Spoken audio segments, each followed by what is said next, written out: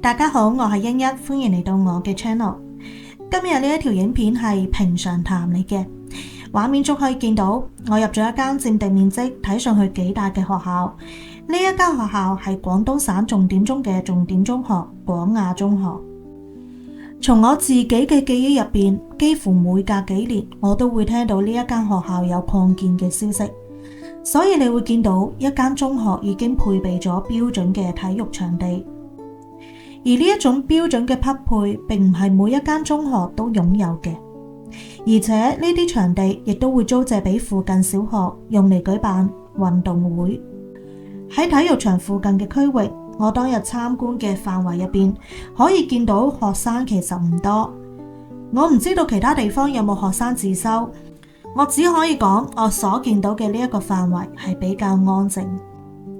你當然可以話啦，因為假期學生放晒假啊嘛，又或者係呢間本嚟就係高度競爭嘅學校，學生有可能有自己固定嘅地方去自習，例如係宿舍啊、自習室啊等等等等。呢啲我完全都可以接受，而且我亦都傾向於相信係咁樣。但正因為係咁樣，我反而產生咗一個疑問：當一間學校已經有一套成熟而且穩定嘅學習模式，學生亦有自己習慣嘅使用空間，咁持續擴建更多嘅場地同埋教學樓，佢回應嘅係乜嘢需求呢？如果從資源角度去睇，呢啲空間其實全部都已經投入咗成本，建設、維護、管理，無論當日有冇學生去使用，成本早就已經存在。所以擴建本身未必一定係因為而家唔夠用，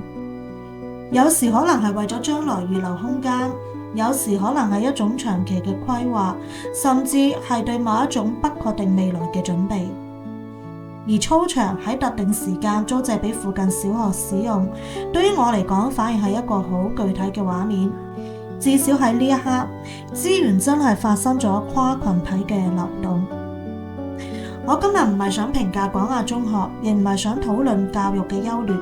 我只係借助我參觀到嘅呢一個空間，提出咗一個更加普遍嘅問題：當資源不斷被擴建、被投入，我哋有冇機會停一停，再問一次，呢一啲資源主要係 for 邊一個而存在嘅呢？